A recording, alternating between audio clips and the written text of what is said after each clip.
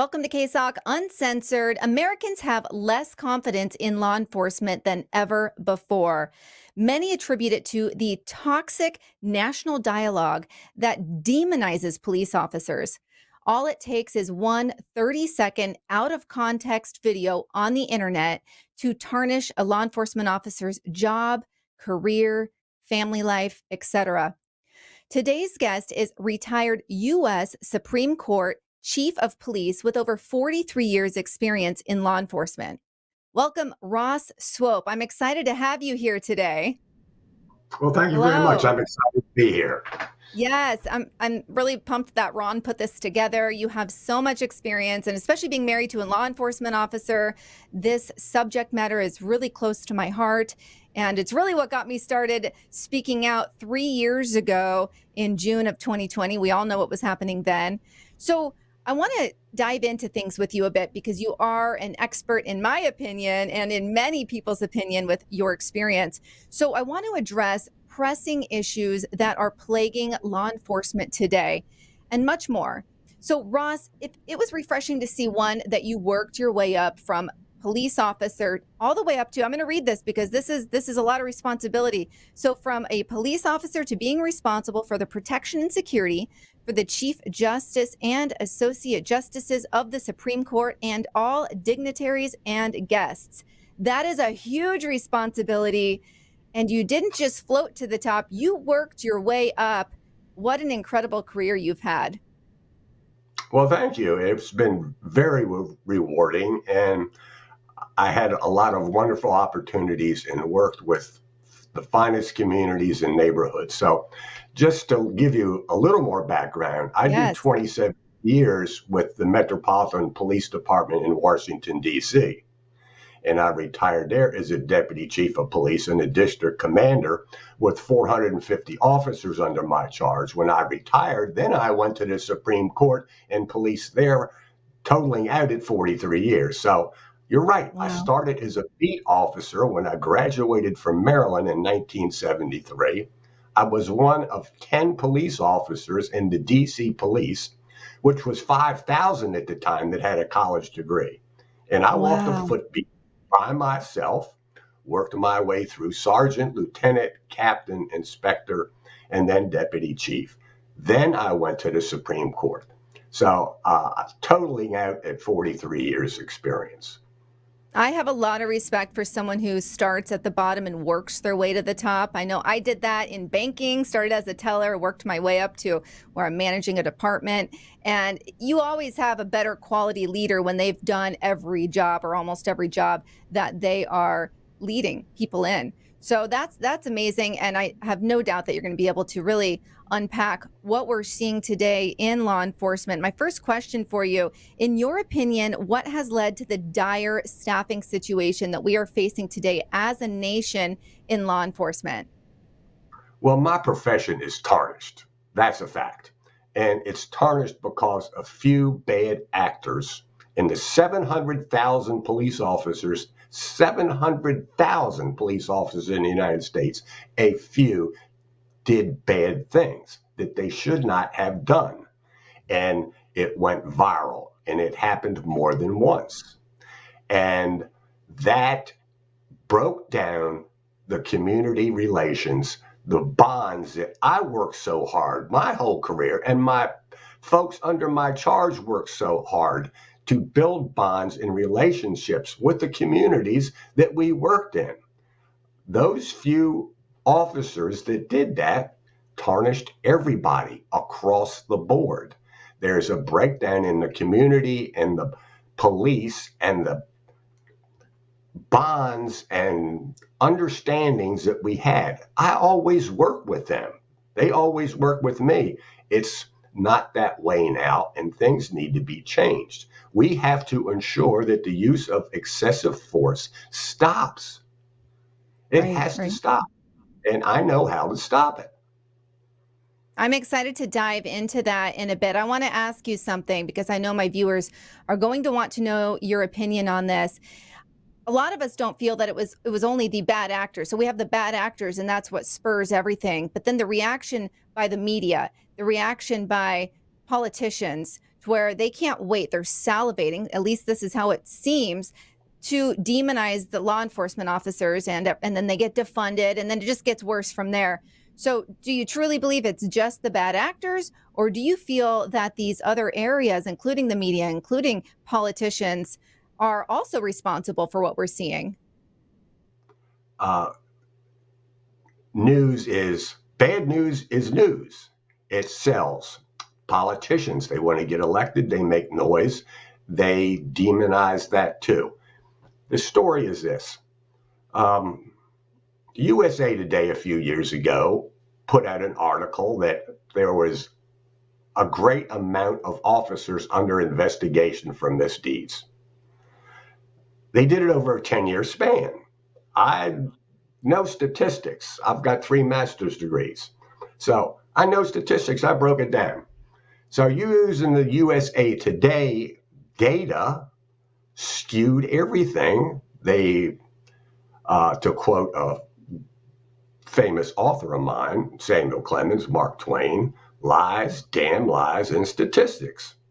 They twist and turned it, and I put it out there. This is not right. This is not, it's true, but they're leaving out all the intervening variables. So the media has a feeding frenzy with us, and the politicians, they're playing into a few folks that want to hear this nonsense, and they're all neophytes. They don't know what they're talking about.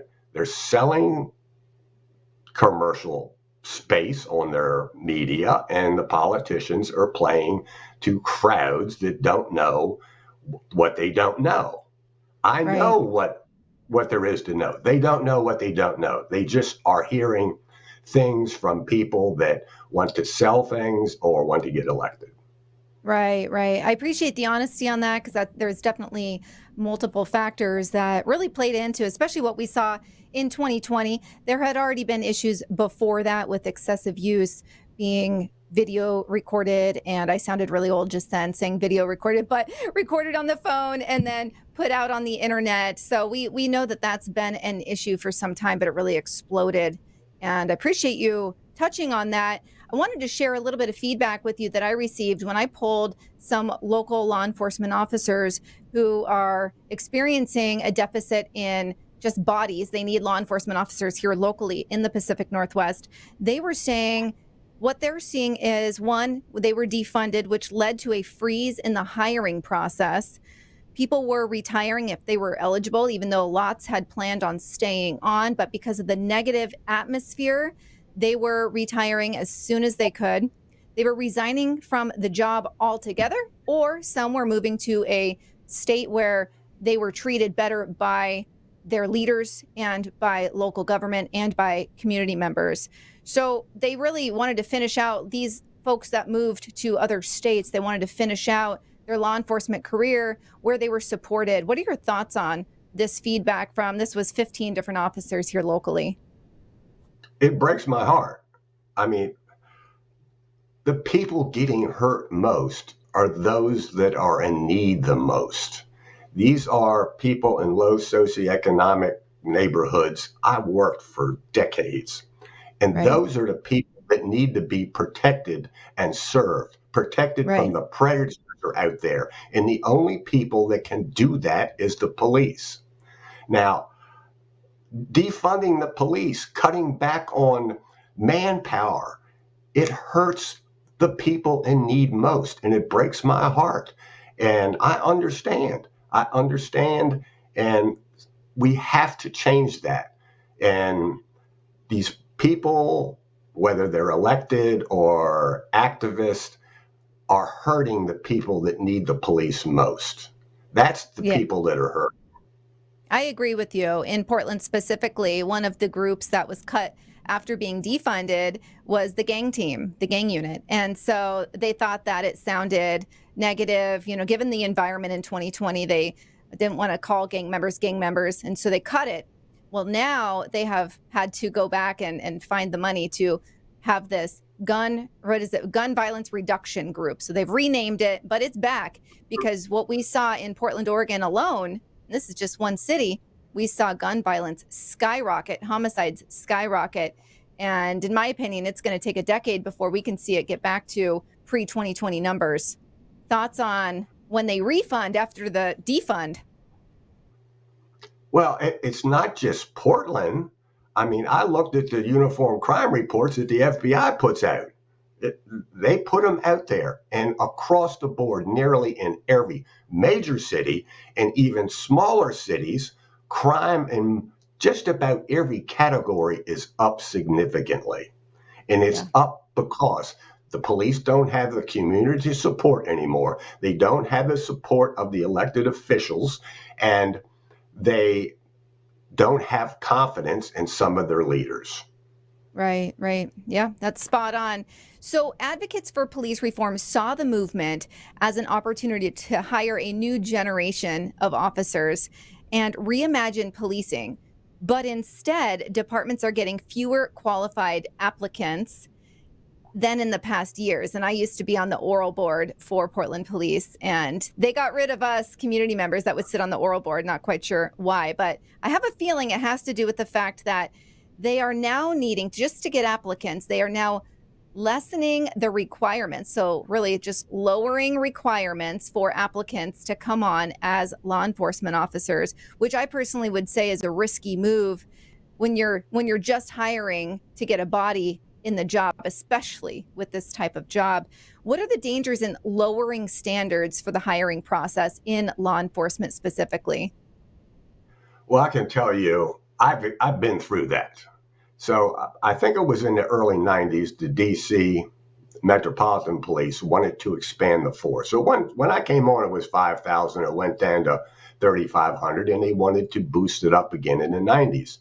So they hired a lot of people that were marginally qualified. And they went through the academy, and it was news in DC that a significant portion of these, far more than has ever been in the history of the DC police, had major issues. Major issues meaning they were involved in crimes, they did things they shouldn't have done, excessive force, and many of them had to be fired. So there is a risk in hiring unqualified people. There's also a risk in not filtering them out. And that was a problem. When you put a big push on, you need people, standards are dropped. And Right, I see right, not only backgrounds, but educational requirements too. Many right. departments moved in Yes. an A degree or a college degree before you were eligible to join. Now, the college degree in many places is gone, and even the AA degree is gone. So you're hiring people out of high school. Now, I'm not saying there isn't bright people, but in my experience and the experience of the studies that I've read, uh, men and women with advanced education past high school are more successful in this profession. Right, right. Absolutely. I know when I sat on the oral board, it was shocking, really just shocking who actually applies.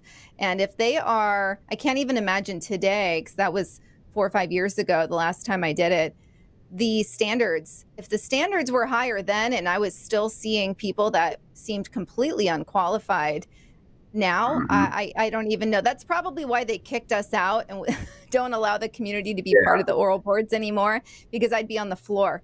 But yeah, it's never a good thing, and that's really across the board. It's never a good thing in a business, let alone a very dangerous job like law enforcement. So completely agree there. This question came from my husband when I told him who I was interviewing. He said, "What can police departments do to attract new hires?"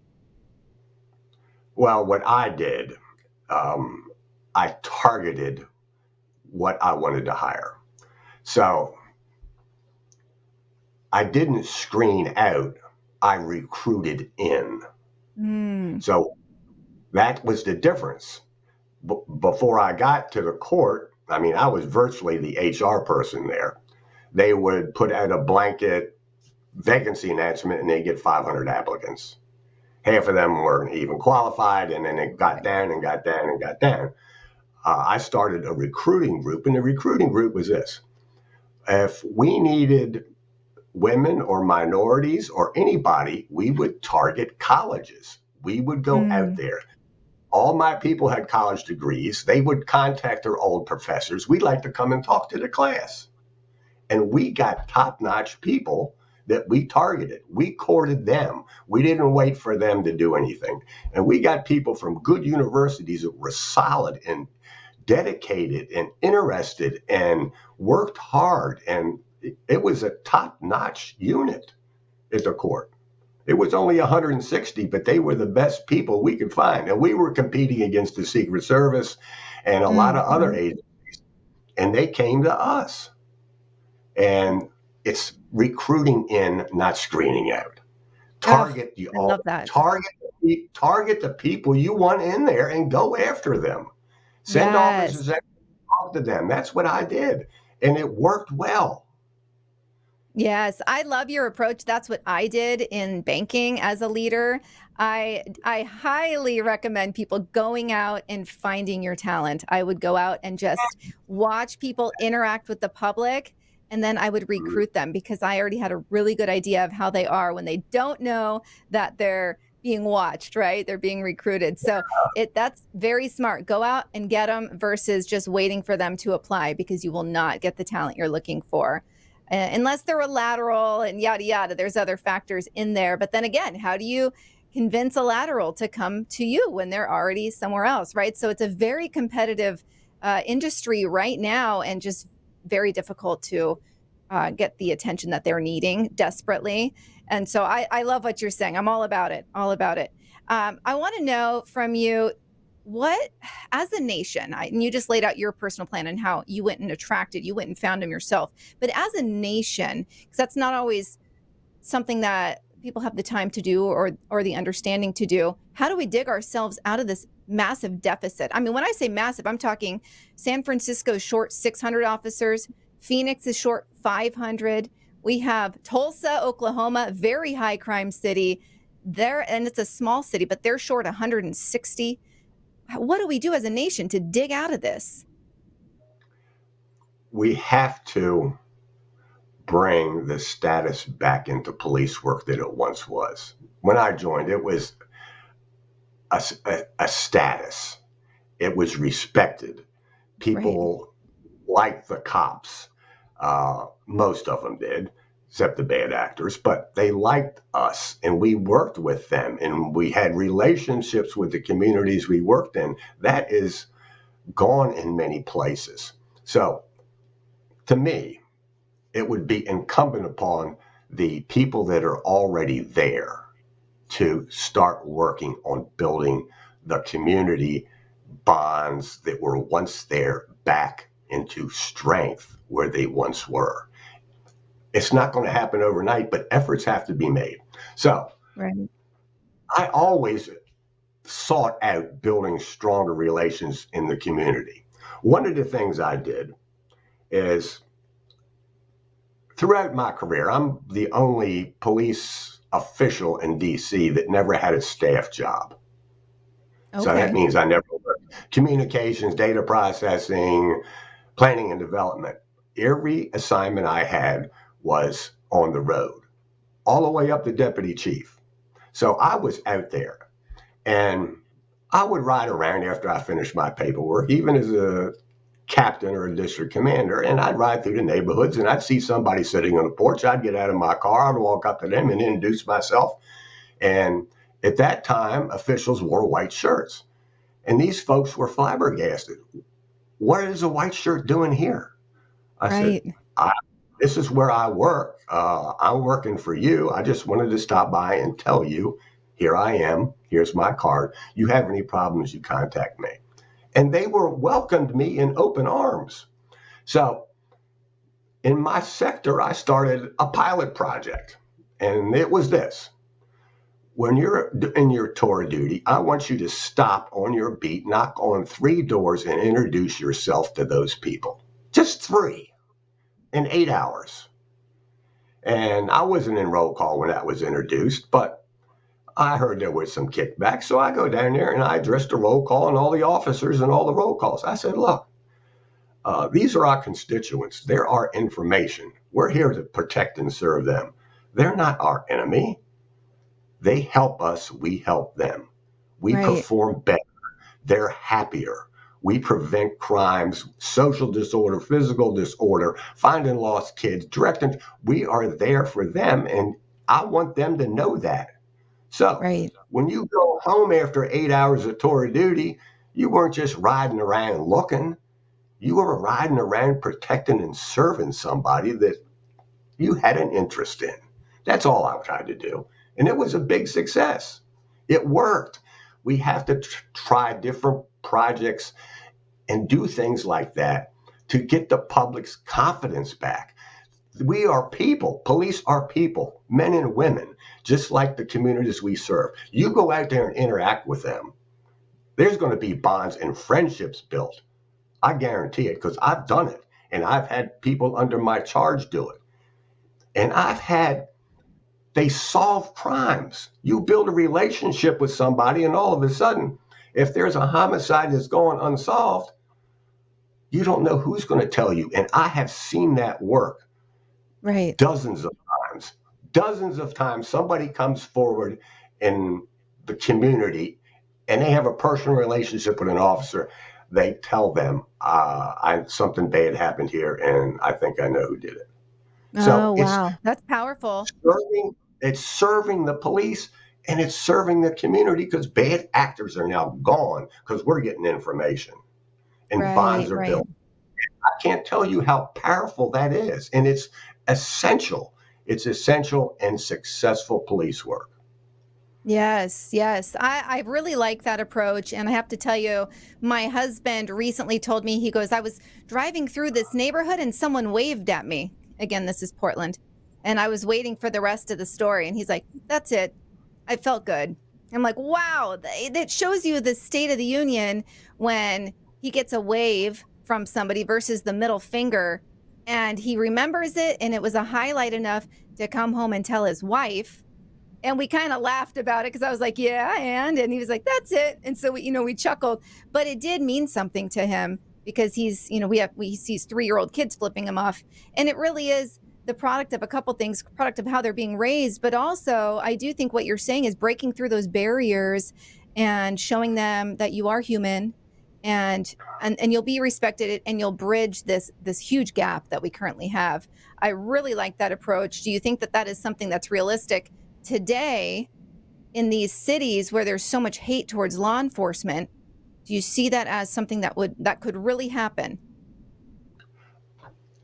I'm not in that loop right now. I don't know how severe that is, but I'm confident that that can be turned around and changed if the effort is put forth on my profession's part. It's Right.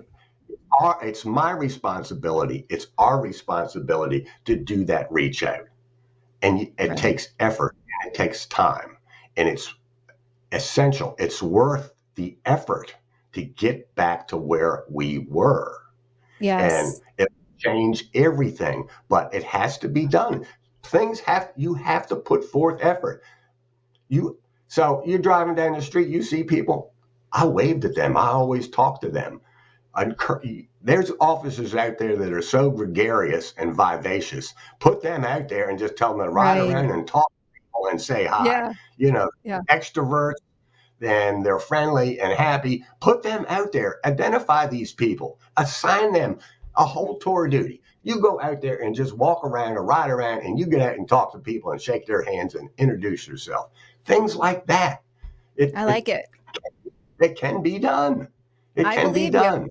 I think so too. I think it's going to take time because there's wounds on both sides, but I think that it can be done. I want to talk about your book. So you recently wrote a book called Ethics-Based Policing: Solving the Use of Excessive Force. And I want to ask you, do we have an excessive force issue as a nation, or are you mainly seeing this in specific regions? Um, it's been in small departments and large departments. I can't identify a region. I can identify all over the place as far as I can see. It's happened in a lot of. It's happened in too many places, even if it was just a few. Uh, it has to be solved. Why is this happening? And you lay a plan out, and I'd love for you to touch on that without giving the whole book away. Uh, well, it's so in my research and experience, this is the issue. Virtually every department, the 1,800 police departments or 18,000 police departments we have across the nation, everyone has a code of conduct, general orders, policies and procedures, police manuals on ethics. This is what you will do when you're working. It's high up. That those documents mean nothing if the culture is different, and the culture is set by the sergeants and lieutenants. They are the last people to touch the mail, You're right. metaphorically Speed of the speaking. leader, speed of the pack. They are the last people to see officers when they leave roll call and get on the street. They are the ones that supervise them, guide them, give them advice, reward them, and discipline them. If the sergeants and lieutenants have not built an ethical culture based on what the leader does, says in the code of conduct and all this, it doesn't make any difference what it says if it's not being put into effect at the lowest level. Now, I've seen a lot of bad things and I've read a lot of bad things. So it was been a few decades ago and it shocked me that a sergeant was on the scene and there was a canine officer there with two homeless people. And the officer turns to the sergeant and said, "Can I turn the dog loose?" And the sergeant said, "Yeah." Hmm. And there was a big suit behind that. I was dumbfounded, poleaxed, and set my hair on fire. Why would an officer ask a sergeant if he could unjustifiably turn a dog loose on homeless people if that behavior was not acceptable? And it Right. was acceptable because all the general orders and policies and procedures were not being enforced at the lowest level. So there's two prongs to this. The first prong is officers that are engaged in ethical conduct and behavior need to be rewarded, recognized, shown that that's the right thing to do because everybody in the squad, section, platoon, or district or police department sees what's being done.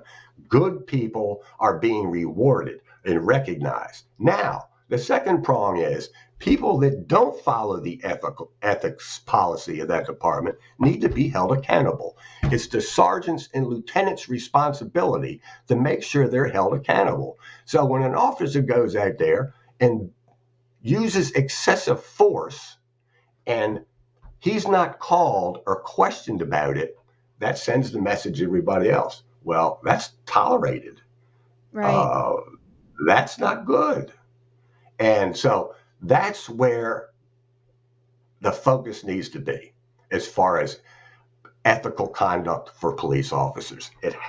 The sergeants and lieutenants have to be shown how important this is and how it affects everybody. That's the key right there. Right. Right.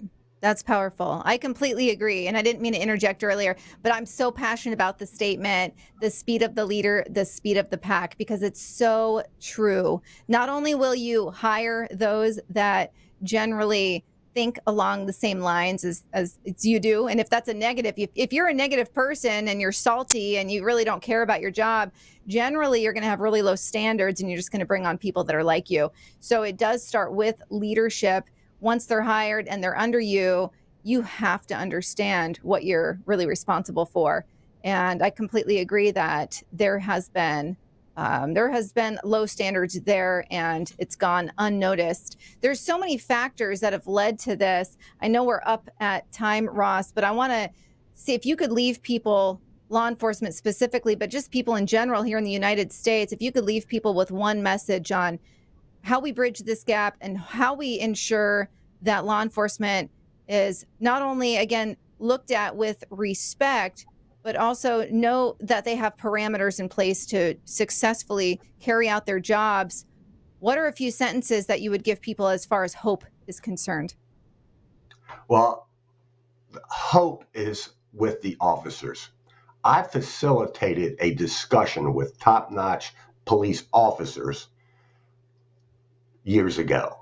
And we were just roundtabling, but it was a facilitated discussion. And I asked them, what can we do to make this place better? And they said, Chief, there's one thing we can do. We can't believe what some of the officers are getting away with. There needs to be discipline and accountability. And I was shocked. That's coming from the officers. So officers want to be part of a top performing ethical organization where they can go home after an 8-hour tour duty and feel like they accomplished something and are proud of their job. Yeah. So we have to build the officers up that this is something to be proud of, esprit de corps. You're doing something important, and we have to bring the community in at the same time. That Yes. we're going to improve things. We're going to make things better between those in uniform and that are serving you. So there's two things that need to be done, and both of them can be done. I agree. I love that message, and I've heard nothing but very positive things about the Portland Police Department. I say that because my husband works there. He said very positive things about the Portland Police Department, even though Portland folks are not very supportive. And it is nice for him. He says it over and over again. The training is top notch. He appreciates so much of what they do, and it is a top notch organization to work for. And it's funny, it's not the only place he's worked. And so it's nice for him to have a reference point. And so you're right. Officers do want to work somewhere that is ethically based and really has a good approach to how they handle community relations. So I agree with you there, Ross. Where can people find you and pick up your book? Well, my book's on Amazon. It's on Barnes and Noble. My website, Ross Swope Author, and they'll be entertained, interested, educated, and find a solution, at least what the solution to the use of excessive force, which to me got us in the situation we are right now. Yeah, maybe people can pick them up and anonymously send them all to the leaders in law enforcement agencies around the states. Yes, That would be great. Oh, I it love it would so be. much. Thank you for taking the time to come on and really help us tackle some controversial questions that are out there concerning law enforcement. And we have to have you on for a part two because actually there's quite a bit that I'd like to continue to dive into. So I hope you're up for me reaching out again for part Well, two I with am. you. I'm looking forward to another invitation, and thank you so much for having me. It's Excellent. been a Thank you privilege. so much, Ross. All right. Uh, Same here. You have a wonderful evening. And thank you, everybody, for tuning in to KSOK Uncensored. We will see you next Thursday.